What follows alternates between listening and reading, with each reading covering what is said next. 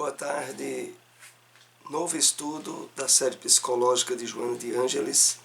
Estaremos iniciando a partir de agora, com o tema Afetividade Perturbada, do livro Amor, Imbatível Amor. Lembrando aqui a afetividade, que é sinônimo de amorosidade, de afeição.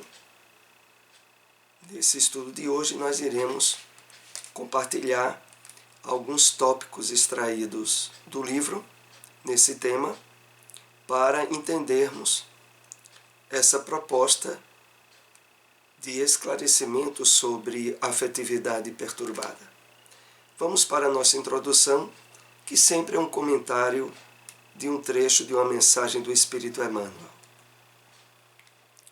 É a passagem do livro Cartas de Paulo, o Evangelho comentado por Emmanuel, Carta aos Colossenses, capítulo 3, versículo 3. Pensai nas coisas do alto, e não nas da terra. O cristianismo primitivo, comenta Emmanuel, não desconhecia a necessidade da mente sã e iluminada de aspirações superiores na vida daqueles que abraçam no Evangelho a renovação substancial. Então, pensai nas coisas do alto e não nas da terra. Como estamos precisando disso? Para mantermos um estado emocional de equilíbrio frente a uma época de provação coletiva em que toda a humanidade está passando, e para mantermos um clima de harmonia íntima, como é necessário estarmos lendo, estudando, assistindo vídeos que tratem das questões espirituais. E nesse aspecto, a doutrina espírita tem um vasto campo de possibilidades para todos nós, inclusive esse que estamos tendo agora através de uma live. Então, voltando aqui, o apóstolo Paulo, em Colossenses, coloca: pensai nas coisas do alto e não nas da terra. É porque, de certo modo, a Terra sendo um mundo de provas e expiações, as circunstâncias, os acontecimentos, aquilo que se passa na Terra é alvo de conflitos, de desentendimentos, e que levam a grande maioria das pessoas que ainda não amadureceram na busca de respostas espirituais para as situações que vivem, abrem-se de uma forma grande às perturbações e aos problemas. Mas aí Emmanuel comenta, ajudando-nos ainda mais a aproveitar essa citação de Paulo. O cristianismo primitivo não desconhecia a necessidade da mente sã e iluminada de aspirações superiores. Assim também a doutrina espírita renova e propõe para nós, dentro do que Emmanuel aqui sugere, essa necessidade de mudança do nosso ponto de vista, da nossa maneira de encarar a vida na Terra, para mantermos essa possibilidade de mente sã e iluminada de aspirações superiores na vida daqueles que abraçam no Evangelho a renovação substancial. Aqui tem um ponto que nos chama a atenção para compartilhar. Emmanuel aqui fala daqueles que abraçam.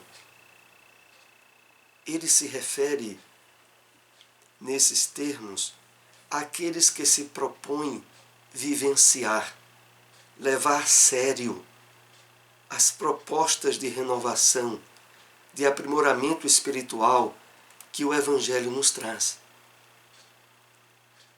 Para esses, o cuidado na manutenção da mente sã e iluminada de aspirações superiores é imprescindível. Por isso, o apóstolo Paulo, desde há mais de 2000 anos, já dizia aos cristãos da igreja primitiva: pensai nas coisas do alto, refleti sobre a realidade espiritual da vida e não tentes entender conflitos, contrastes e desequilíbrios que de uma forma imensa ocorrem durante a nossa passagem pelo planeta Terra. Vamos assim compartilhar alguns tópicos sobre afetividade perturbada. A afetividade produz uma reação de adrenalina no sangue que leva o indivíduo ao aquecimento orgânico, do qual decorre a sensação agradável do prazer, do desejo de estar próximo, da carícia. A atividade aqui, em termos positivos, plenos, ela provoca uma reação no nosso organismo. Há uma reação em termos hormonais e energéticos que nos aquece e que produz uma sensação agradável de prazer, do desejo de estar próximo a alguém pelo qual nós temos afeto e da carícia.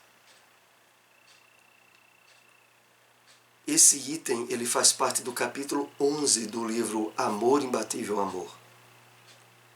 É importante, e aqui sempre lembramos, que apenas extraímos alguns tópicos do livro nesse tema. É importante a leitura de todo o conteúdo da obra. Se possível, adquiram o livro e estudem. É uma obra muito importante da série psicológica de Joana de Ângeles. O sentimento da afetividade, porém, é quase sempre acompanhado dos conflitos pessoais, que decorrem da estrutura psicológica de cada um.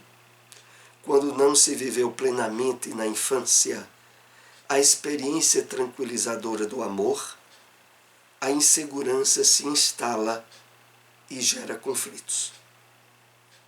Não há dúvida que as experiências que passamos durante o período da infância, em cada encarnação, é promovedora de subsídios, ora positivos, ora negativos, que repercutirão de uma forma forte na vida adulta que nós mais adiante viemos a ter. E nesse aspecto, a afetividade ela sofre impactos provenientes de uma infância não vivida plenamente. O ciúme, que retrata a falta de autoestima, predominando a autodesvalorização como decorrência da não confiança em si mesmo, transforma-se em terrível algoz do ser e daqueles que fazem parte do seu relacionamento. Então aqui outra vez, Joana de Ângeles nos chama a atenção a algumas considerações a respeito do ciúme, que, como vocês já devem perceber, não é de maneira nenhuma prova de amor. Pelo contrário, por trás do ciúme, em grande parte das vezes, dependendo da maior ou menor intensidade, estão as questões da falta de autoestima, de autoamor, de autodesvalorização, e que traz uma consequência, a não confiança em si mesmo. E o pior é que afeta também aqueles que fazem parte do nosso relacionamento. Então, em termos de aspecto perturbador na afetividade, o ciúme tem um papel preponderante. E na medida em que nós vamos constatando, através do esforço de autoconhecimento, de autoencontro, que é promovido por esses estudos de Joana de Ângeles, nós somos conscientemente chamados a trabalhar a superação, a desenvolver o campo do autoamor, da autoestima e da superação dele como sendo, na verdade, uma emoção perturbadora. As exigências descabidas, as suspeitas insuportáveis, produzem verdadeiros cárceres privados, nos quais se desejam aprisionar aqueles que se tornam asfixiados pela afetividade do enfermo emocional. Então, outros aspectos decorrentes do ciúme exacerbado vêm as exigências descabidas. Aonde você foi, com quem você esteve, o que é que aconteceu. Geradora de suspeitas insuportáveis, que produzem, vejam a consequência maior, produzem verdadeiros cárceres privados. Estabelecem prisões entre as pessoas, dentro de uma mesma convivência, ou, como é o tema que estamos tratando, de uma afetividade perturbada. E no final do texto, quando aqui diz, nos quais se desejam aprisionar aqueles que se tornam asfixiados pela afetividade do enfermo emocional. Então, é gerador de prisão a dois, de consequências ruins recíprocas. Nesse comportamento, a desconfiança abre terríveis brechas para a hostilidade e a raiva, que sempre se unem como mecanismo de proteção daquele que se sente desamado.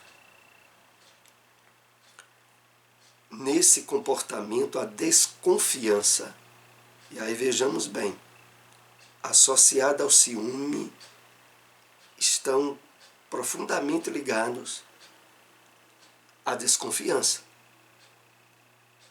que abre terríveis brechas para a hostilidade e a raiva. A questão toda, e que vem à tona quando se trata ou se fala sobre os problemas causados do ciúme, é aquele aonde popularmente se diz mais, aqueles que confiam muito acabam sendo vítimas de enganos e de traições.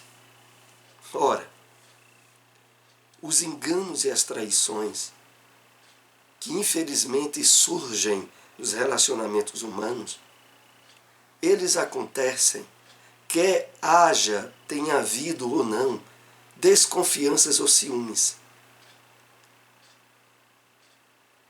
De certo modo, à medida em que nos abrimos ao entendimento da vida sobre a ótica da doutrina espírita e agora da psicologia de Joana de Ângeles, nós somos chamados a, no trabalho do autoamor, da autovalorização, da afetividade bem construída, trabalhar a superação completa da questão do ciúme, porque nós passamos a compartilhar um nível de entendimento da vida aonde, se tivermos de passar por determinadas provas e sofrimentos, e a traição é um deles, nós iremos passar. Não terá sido as aberturas oferecidas para as emoções desequilibradas do ciúme que evitarão. Na verdade, quanto mais nós nos abrimos ao enriquecimento íntimo, à autoafetividade, ao autoamor, mais nós nos nutrimos de potenciais espirituais e emocionais que nos deixarão mais seguros e, possivelmente,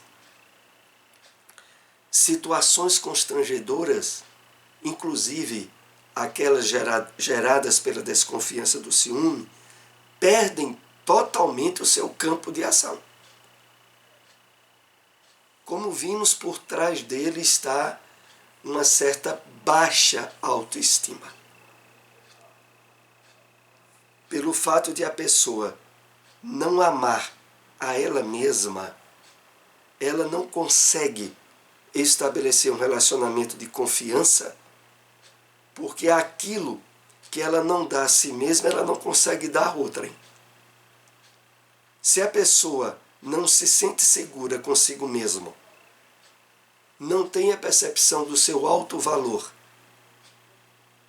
como estabelecer um relacionamento de equilíbrio e segurança com outrem? E aí a presença e as aberturas para o ciúme e a desconfiança vão se dando de forma avassaladora,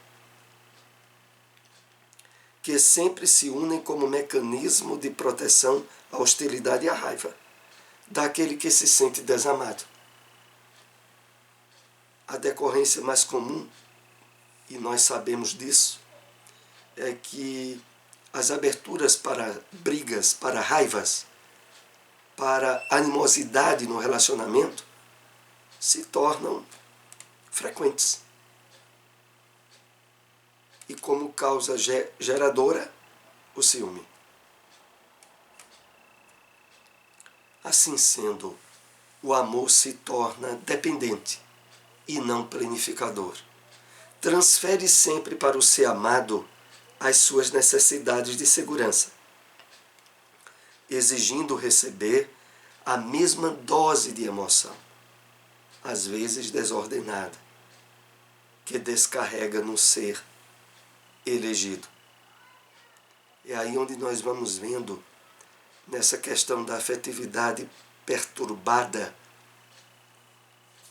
essas questões da desconfiança e do ciúme, atrelado à raiva, ressentimento, e por trás disso, a causa, entre outros aspectos, é de um amor dependente, aonde a falta de autoestima daquele que tem mais especificada a ligação com o ciúme, leva-o a projetar no ser amado as seguranças que não percebe a possibilidade de encontrar em outro lugar e nem em si mesmo. Aí passa a exigir a mesma dose de emoção, às vezes desordenada, que descarrega no ser elegido. Vocês já pensaram aquele absurdo num relacionamento onde um dos cônjuges, um dos parceiros, não tem ciúme? Aí o outro que tem muito aumenta a desconfiança do outro porque o outro não tem ciúme. O desequilíbrio emocional, porque, como nós estamos analisando aqui, o ciúme é para ser visto como desequilíbrio emocional, longe de ser qualquer prova de amor. É claro que aqui é preciso diferenciar ciúme de cuidados, de atenção, até mesmo da própria afeição equilibrada. A questão que mais está atrelada ao ciúme é o sentimento da desconfiança. Não é o sentimento de proteção. e de afeto. É o sentimento de desconfiança. E que tem e precisa ser trabalhado e superado.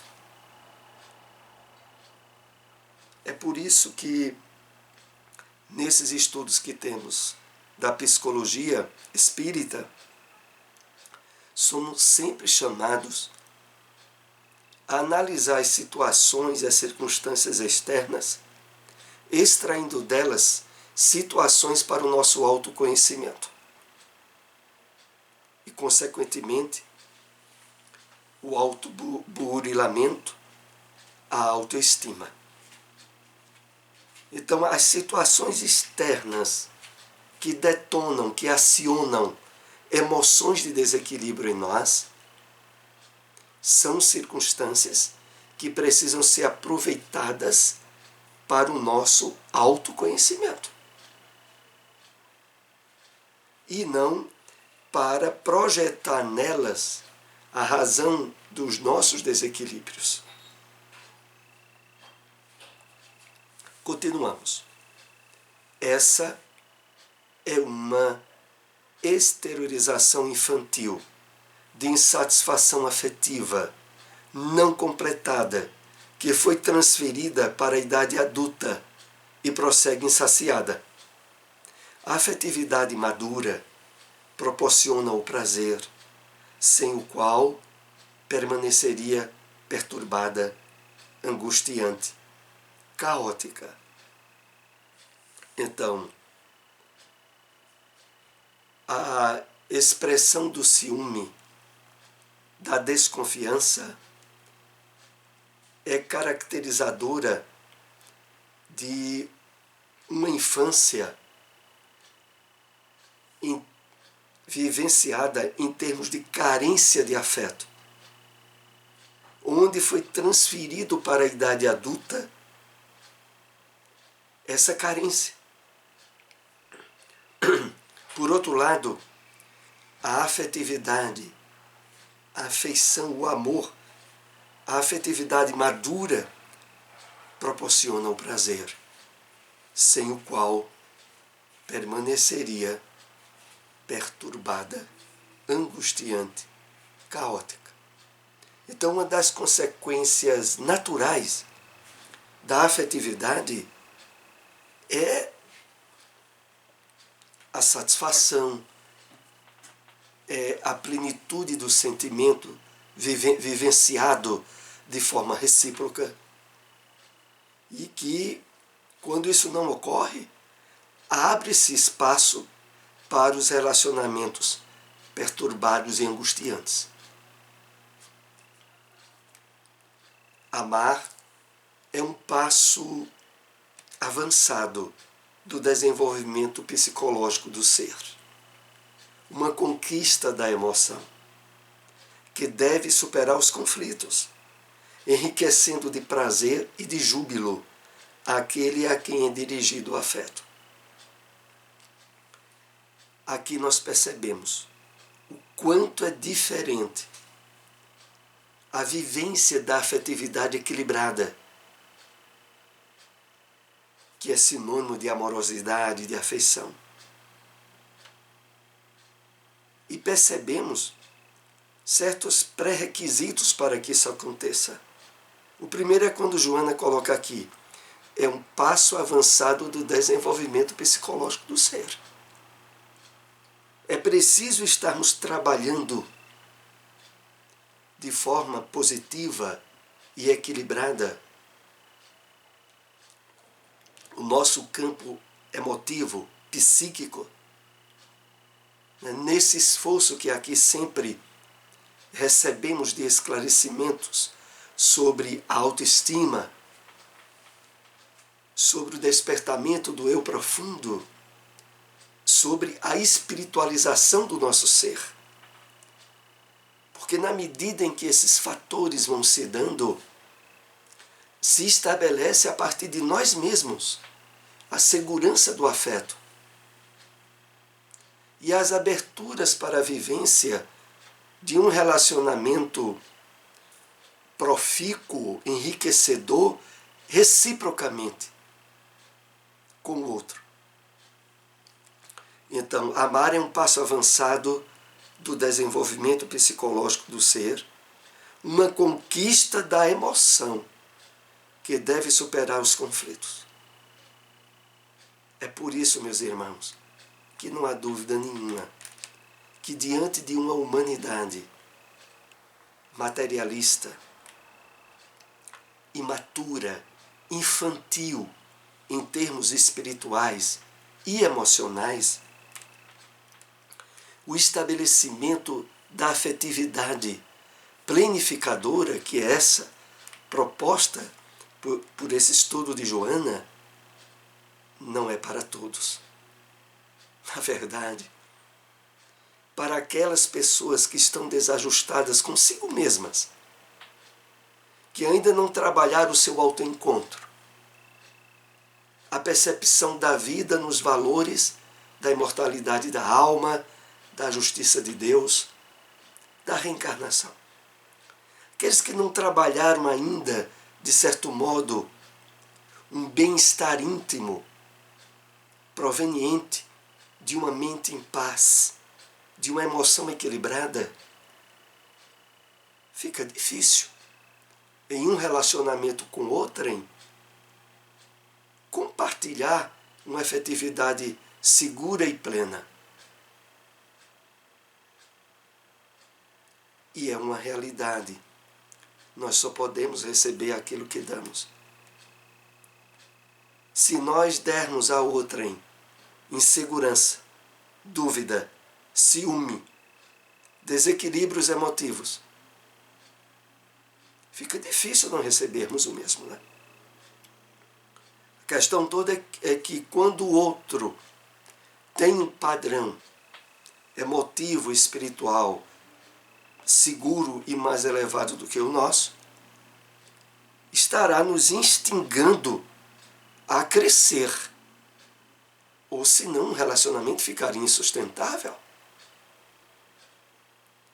Então, voltando aqui ainda o texto, que deve superar os conflitos, enriquecendo de prazer e de júbilo aquele a quem é dirigido o afeto. Vejam que maravilha!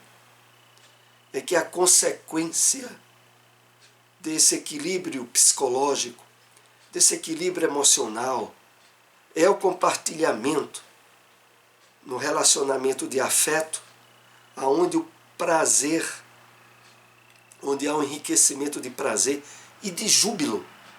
Júbilo como sinônimo de uma alegria planificadora, que se compartilha com aquele pelo qual nós temos afeto. Vamos para o último slide do nosso estudo dessa tarde.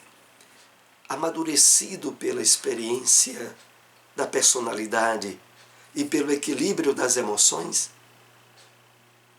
proporciona bem-estar na espera, sem ansiedade, e a alegria do encontro, sem exigências.